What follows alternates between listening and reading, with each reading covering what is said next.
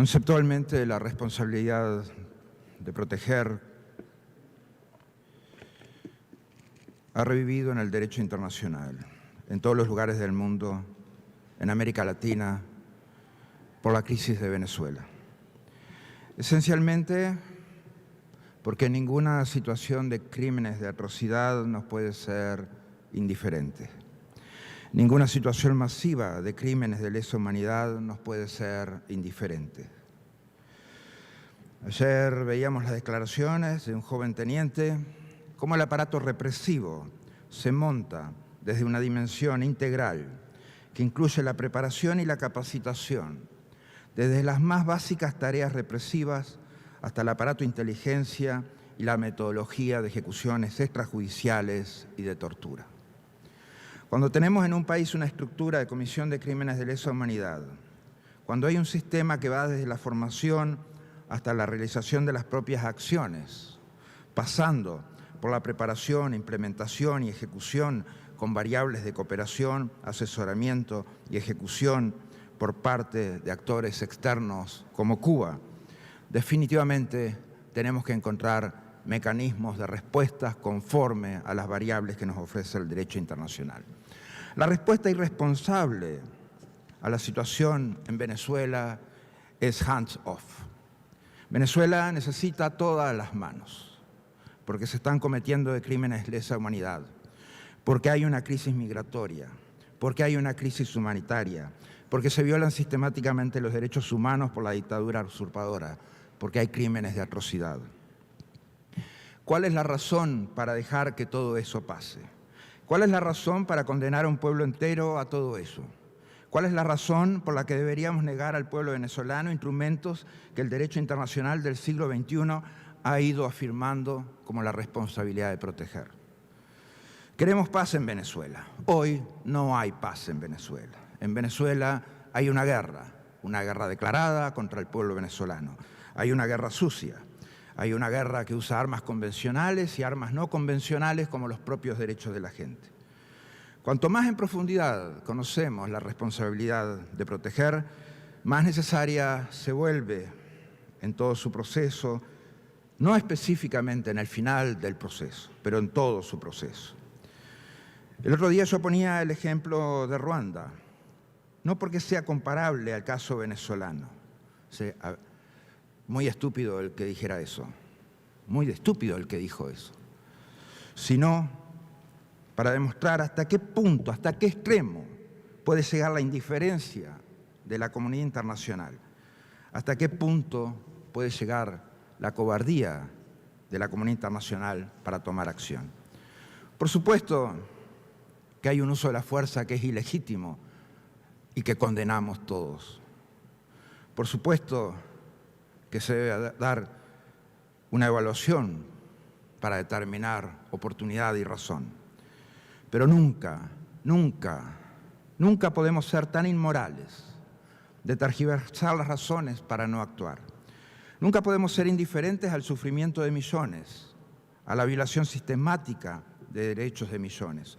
Nunca podemos ser indiferentes a una purga de millones de venezolanos forzados a abandonar su país por esta violación sistemática de derechos humanos que van desde la salud, desde negar medicinas, negar tratamiento médico por razones políticas, negar alimentación a niños y a menores, llevar presos políticos, torturarlos, ejecutar extrajudicialmente en las comunidades con niveles de represión micro.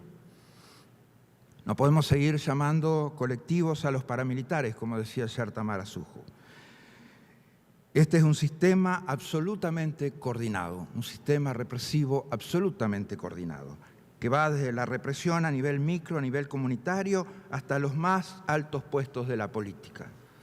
Toda la sociedad venezolana es afectada por estos niveles de represión. Como veis, fue afectado el jefe de despacho del presidente encargado, Juan Guaidó, anoche, como es el caso de Marrero, como es el caso del general Baduel, del diputado Requesens. Nuestra respuesta no puede ser un comunicado de condena. Esos tiempos ya están pasando, ya son completamente insuficientes. Comunicados de condena, se llevaron preso a Marrero. Cuando se lleven preso a Guaidó, ¿qué hacemos? ¿Otro comunicado de condena? Esa definitivamente no es la clase de respuesta que la comunidad internacional tiene que dar a situaciones como esta. Es curioso que solo mencionar las 3 palabras responsabilidad para proteger provoca fuertes reacciones inesperadas, que son además reacciones innecesarias. Sospecho que es porque está confundida a la gente con lo que es R2P y lo que no es R2P. No es sinónimo de intervención militar, como algunos interpretan automáticamente. Tampoco su aplicación implica una agresión de facto al principio de autodeterminación y soberanía de las naciones. Eso es no entender R2P desde el comienzo hasta el final. Atajos mentales predominan también entre diplomáticos y la opinión pública con respecto a R2P. El sesgo de disponibilidad lleva a pensar en ejemplos inmediatos de R2P cuya implementación ha sido mucho menos que perfecta. Los ejemplos ya son negativos, ya sea porque se pensó demasiado tarde o porque se implementó bajo una justificación política inhumanitaria. La persistencia de estos sesgos en los tomadores de decisión impide muchas veces evaluar con objetividad las necesidades existentes de quienes tienen el derecho a la responsabilidad de proteger, como el pueblo venezolano, que vive en un limbo de derechos eliminados bajo el contexto de una dictadura usurpadora que los ha despojado. Un gobierno ilegítimo y otro gobierno legítimo, pero que no tiene esa capacidad para protegerlos. Y titubeos al actuar. Lo cierto es que R2P significa el rechazo a la indiferencia de la comunidad internacional de cara a crímenes de lesa humanidad, genocidio, crímenes de guerra, limpieza étnica, crímenes de atrocidad, cometidos por un Estado contra su propia gente. R2P legitima la responsabilidad legal y visibiliza la obligación moral que la comunidad internacional tiene en la protección de los derechos humanos, sea donde sean violados gravemente en el mundo. La lógica es muy sencilla. Cuando el Estado fracasa, intencionalmente o no, cuando el Estado falla en su responsabilidad primaria de proteger los derechos de su gente, la comunidad internacional asume esta responsabilidad como suya. Sería una actuación inmoral de la comunidad internacional, ni siquiera descartar a priori el mecanismo de R2P en casos como el venezolano. Debe de mantenerse como una opción disponible. Esto es lo correcto. Hacer otra cosa es actuar contrario a derecho. Hacer otra cosa es negarle los derechos al pueblo venezolano. Negarles mecanismos e instrumentos que el derecho internacional ha ido aceptando o han sido cada vez más aceptables para el derecho internacional. ¿Podemos negarle instrumentos de derecho internacional a un pueblo? ¿Tenemos esa potestad? ¿Tenemos esa capacidad? No, no la tenemos. ¿Tenemos esa potestad de decretar desde acá, a priori, en frío, no R2P para el pueblo venezolano? ¿Qué clase de respuesta es esa? Cuando millones de personas en todo el continente están siendo testigos de lo que ocurre en Venezuela. Quizás por eso, una y otra vez, los conflictos y las violaciones flagrantes de derechos humanos de la historia reciente no se han podido evitar. El patrón de crímenes atroces, choque internacional, indignación y promesa de no repetición, capacidad de acción lenta o nula, crímenes atroces se repite tristemente sin fallar, como ciclos que vuelven. Es necesario romper este patrón y actuar, porque es el camino moral, porque es urgente para las víctimas, porque cuánto es, lo que yo señalaba hace un tiempo, cuánto es un minuto en la vida de un torturado, cuánto es un minuto en la vida de los presos políticos que vimos los videos ayer en la conferencia de prensa, cuánto es un minuto de alguien que van a ejecutar extrajudicialmente, cuánto es un minuto en la vida de un exiliado, cuánto es un minuto en la cabeza hoy de las personas que tienen la responsabilidad política en Venezuela, como el presidente encargado Juan Guaidó, cuando se llevan presos a su jefe de despacho. Nosotros no podemos prescindir de esa conceptualización. Definitivamente tenemos responsabilidades al respecto. Posiciones cautelosas, conservadoras, de no asumir riesgo alguno, autocomplacientes, de informes y declaraciones alimentadas y retroalimentadas y autoalimentadas y supraalimentadas. Pero la lógica debe ser del punto de vista de las víctimas que sufren la falta de protección. La falta de quien se haga responsable de defender los derechos más básicos, como el derecho a la vida, contra amenazas reales y directas desde formas dictatoriales de poder. Es necesario preguntarse qué opinan los venezolanos que han sido torturados y que siguen siendo presos políticos. ¿Qué pensarán de R2P, los padres de los niños venezolanos desnutridos, muertos en las puertas de los hospitales? ¿Qué valoración harán de R2P de los pacientes de diálisis y de cáncer que no les permiten acceder a su tratamiento por cuestiones político-ideológicas? La responsabilidad es hoy por hoy nuestra, de la comunidad internacional. La soberanía nacional no es incondicional cuando la protección de derechos humanos y del mantenimiento de una noción común, humana, de dignidad, se trata. En todo caso, el principio de responsabilidad de proteger debe ser analizado para Venezuela. La comunidad internacional ya ha utilizado medios diplomáticos como aplicación de sanciones y aprobación de resoluciones que declaran la ilegitimidad del gobierno del usurpador dictador, que refieren a la crisis humanitaria, que hacen evidente la necesidad de ayuda humanitaria. El principio de R2P ya está en marcha para Venezuela, pero es necesario profundizarlo. En especial, debe mantenerse abierta la opción de otros medios pacíficos, pero deben mantenerse abiertas todas las opciones que implican la aplicación integral del proceso de R2P. El camino responsable para Venezuela es el de R2P. El camino irresponsable es el de hands off Venezuela. Hoy tenemos que pedir todas las manos para Venezuela, porque tenemos que resolver la crisis más impactante y más importante humanitaria que ha tenido el continente, la crisis migratoria más importante que ha tenido el continente, porque tenemos que resolver las ejecuciones extrajudiciales, tenemos que liberar a los presos políticos, tenemos que darle justicia al pueblo venezolano, tenemos que darle salud al pueblo venezolano, tenemos que darle alimentación al pueblo venezolano. El pueblo venezolano debe recuperar la democracia, los derechos de la gente y la paz, y deben cesar los crímenes de lesa humanidad y los crímenes de atrocidad que se cometen día a día contra el mismo. Gracias.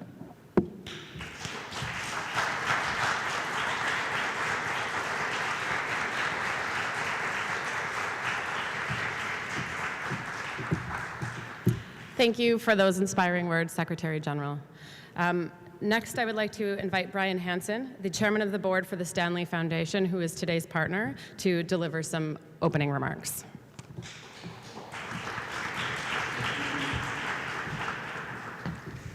Absolutely right, and I'd love to explore that a little bit further. So thank you for raising those important points with reference to the hemisphere.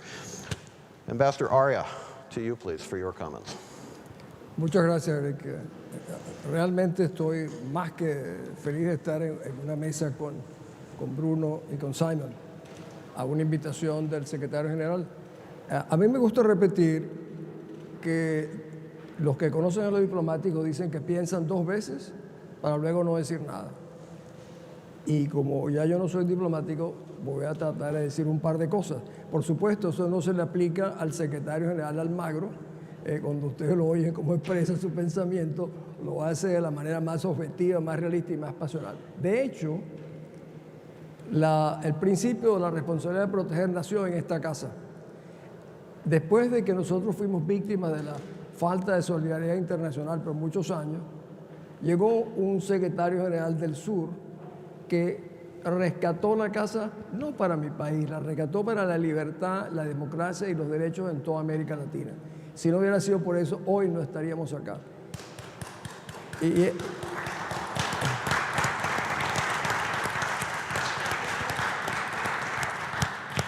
Y no nació precisamente en las Naciones Unidas, nació aquí.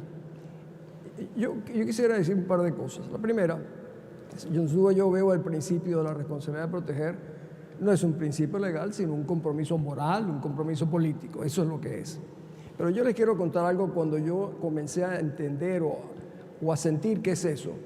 En abril del 93, yo entré a un pueblo que se llama Srebrenica, en Bosnia. Presidía yo la primera misión del Consejo de Seguridad a un teatro de guerra, con embajadores de Francia, Rusia, Nueva Zelanda, Hungría. Y ese día vi dos cosas que nunca he visto en mi vida. Vi los cuerpos de 12 niños destrozados por un mortero de los serbios.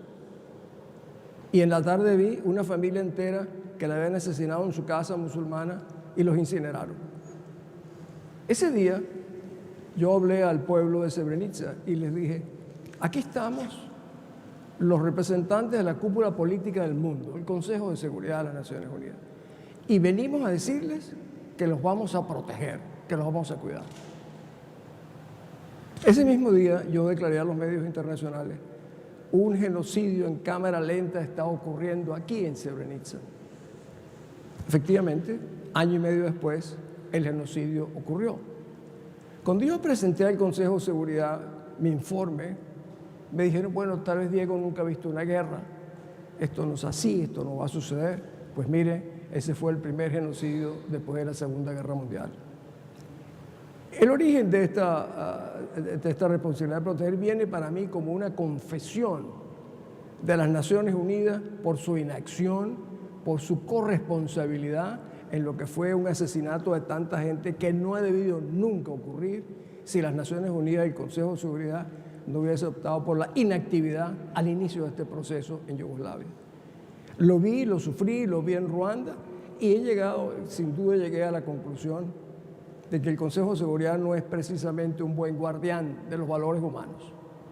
Y menos hoy, cuando tenemos, como lo señalaba Javier hace rato, dos regímenes como China y Rusia que hacen imposible cualquier opción multilateral, institucional.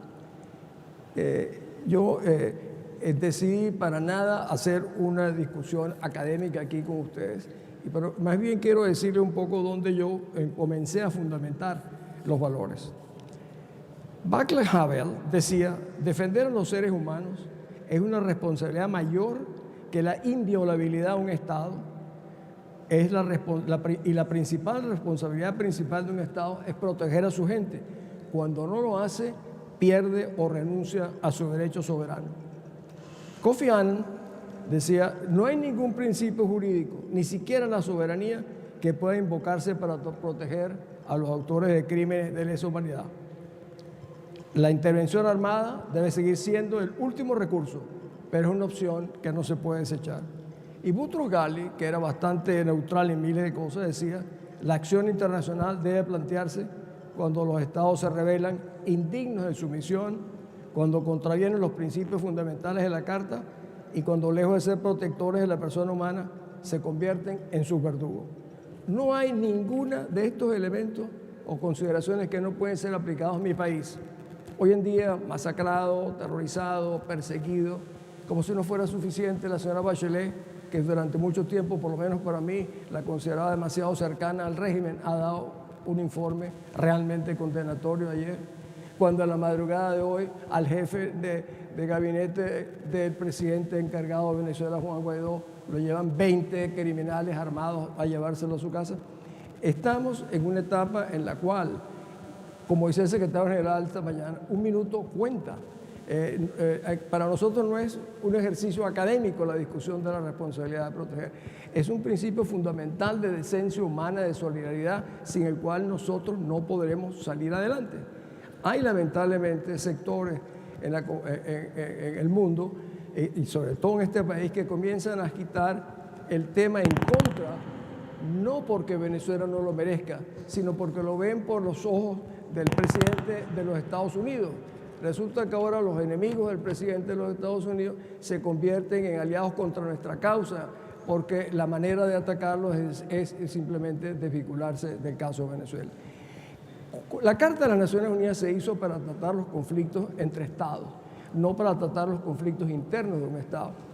En mi país hay el 90% pidiendo que de una u otra manera se aplique una intervención humanitaria. Como si no fuera suficiente, un grupo que se llama la Alianza Nacional Constituyente en Venezuela está proponiendo una consulta popular nacional e internacional para aún legitimar aún más el convencimiento de mi país de la urgencia, de la necesidad de que Venezuela pueda contar con una intervención humanitaria. No hay ninguna otra opción. Yo he estado en toda clase de conversaciones. Yo veía en Bosnia, en Ruanda, mientras conversamos durante 2 años, mataron a 700.000 personas. Y yo les pregunto a ustedes, queremos embarcar a Venezuela en el mismo proceso que no es Bosnia, no es Srebrenica, no es Ruanda, pero Bosnia, Srebrenica y Ruanda no serían eso si las Naciones Unidas hubieran actuado a tiempo. Gracias.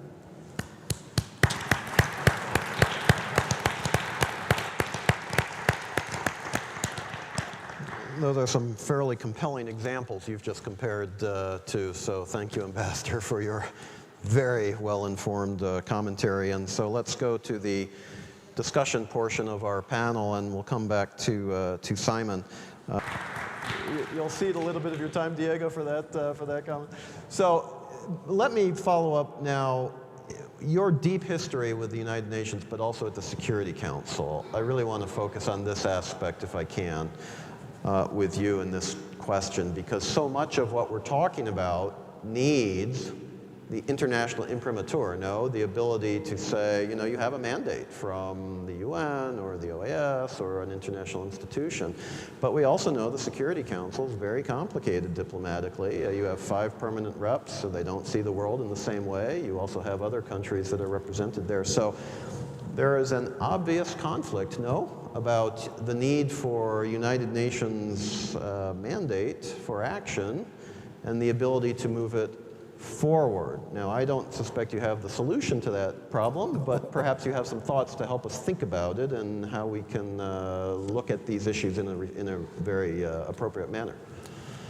Let me go back a second to my first words. Please. I discovered what protection meant when I went to Yugoslavia, and the United Nations military forces were called UNPROFOR, United Nations Protection Forces. And the people that were killed in a safe area.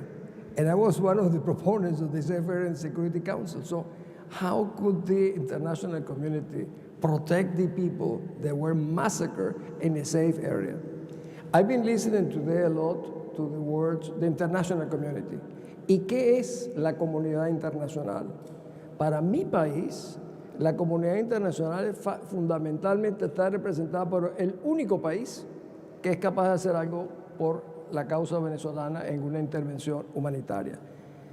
Hay 170 países que están de acuerdo con la política de responsabilidad de proteger, pero ninguno de ellos, yo diría uno solo, tiene la capacidad desde el punto de vista de mi país, que es el que yo estoy refiriéndome ahora, de poder hacer algo por nosotros. Esto me recuerda que cuando la crisis colombiana, todo el mundo quería hacer todo por Colombia, menos levantar un dedo realmente para ayudar a los colombianos a enfrentar la tragedia que tenían en Colombia. Nosotros tenemos lo mismo. Nosotros comunicados, en el Consejo de Seguridad hicimos 80 resoluciones sobre Bosnia, o 90, declaraciones presidenciales, 200, y a lo largo de ese proceso fueron muriendo. Lo que yo quiero decirle a los que nos ven, nos escuchan, es que, como decía el secretario general esta mañana, 1 minuto para nosotros es una cosa terrible. Es que en Venezuela está muriendo la gente por hambre, utilizan, como dicen los americanos, weaponize alimentos y medicina para matar a venezolanos.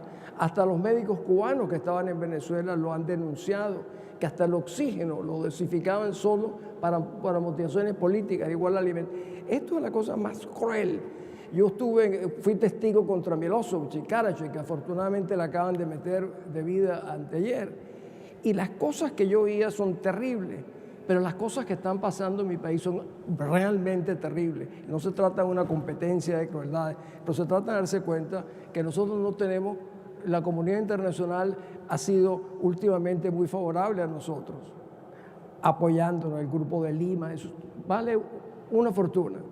pero nosotros vamos a morir, va a ser un proceso de atrición, o un proceso de exterminación progresiva por acción u omisión, como muy bien lo ha clasificado nuestro presidente Juan Guaidó la semana pasada cuando estábamos en el puente de Colombia, donde veía yo a mi amigo David Molansky, que está aquí presente.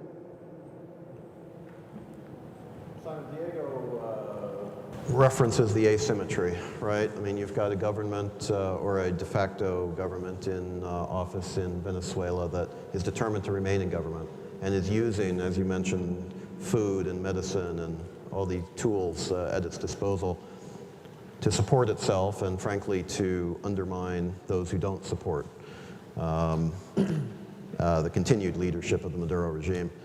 I'm going to try to put this in a way that doesn't reveal my own biases, but I'm not sure if I'll succeed, so bear with me here. If you're faced with a government that is determined to remain in power, that policies are not just harming, but killing its own citizens who have the choice to remain and tough it out or leave. And I would align myself with those comments. I think that's now I will reveal my bias. I think that's exactly right. I mean, what the two gentlemen have said. But let me tie up this panel because I know that we are running at time with the last word to Diego Aria with a loaded question, Mr. Ambassador. You're very good at answering these types of things, and I'm doing this intentionally to leave the audience with something to talk about on the way to their lunch. However you want to deal with this, but now we've heard about timelines, right? We have a long way to go. There are still things that can be employed, but meanwhile, the Venezuelan people are suffering and dying. So let me ask you to try to help us think this through. How much time is left? How much time do we have for the institutions globally to work before we get to the point where all these horrible things that we're talking about occur? Let me make 2 points first. Por favor. La intervención, el uso del R2P en el caso de Libia le trajo un mal nombre a la operación de R2P al moverse de Benghazi a Trípoli. Entonces se consideró que era una operación de cambio de régimen más que una operación realmente de protección. Pero por ejemplo en el caso de Siria que dice Bruno, creo que los chinos y los rusos han vetado 7 u 8 resoluciones que no incluían el uso de la fuerza, sino simplemente era humanitaria. Eso da una idea precisa de la dimensión hasta dónde están dispuestos a bloquearlo. A la pregunta tuya, Eric, el tiempo ya se venció para nosotros. Cuando tú ves que ya nosotros tenemos una crisis que va por 20 años, que se viene profundizando aceleradamente. Yo no utilizo el proceso aquí de decir que es un genocidio en cámara lenta, pero eso sí es un proceso acelerado de destrucción de un país que en adición se ha convertido en un peligro ya no solo para nosotros los venezolanos, es un peligro real para la región. Yo me recuerdo que los venezolanos decían, no somos cubanos, y mira dónde estamos. Bueno, tal vez yo debería decirle, los mexicanos dicen que no son venezolanos también, pero la realidad de nuestra tragedia nos rebasa a nosotros. La dimensión afecta a toda la región. Somos a major threat to the stability and peace of the region besides the crimes committed against our own population. Gracias. Well, ladies and gentlemen, we have been treated to a real expert seminar on R2P. Obviously, we haven't solved all the world's problems, but at least we hopefully have given a framework to think about some of these issues and to apply them to some very difficult issues in our own hemisphere. I can speak for myself in saying that I learned a huge amount from these 3 gentlemen, and I truly appreciate them being willing to share their time and their thoughts with us, and I trust you do as well. Would you please join me, ladies and gentlemen, in thanking our panelists for the terrific comments this morning.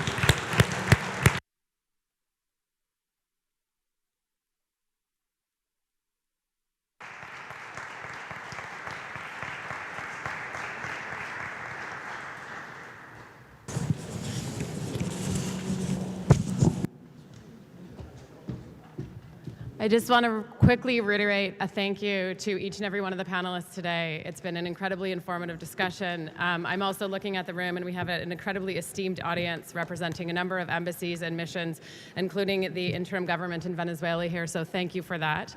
Thank you to the Secretary General, but also a special thank you to Brian Hansen, Kelsey, who's been my partner in crime planning this, and the whole team at the Stanley Foundation. When this idea came up to do this, have this conversation back in the fall, it was very difficult to find partner organizations that were brave enough and willing to open this conversation. So thank you. And with that, I'd like to invite Kelsey back up to the stage just to close our session today.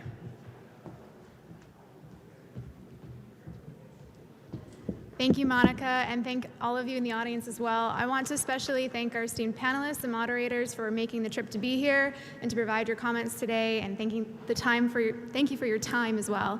Thank you for all of those that are joining us virtually and online, or watching this video after the fact. I hope you glean something interesting from it. And thank you also for everyone who's participated, who has reemphasized the urgency and the imperative need for thoughtful response on this actively now. I appreciate the acknowledgement of the human impact too. So thank you all for being here, and I appreciate your time.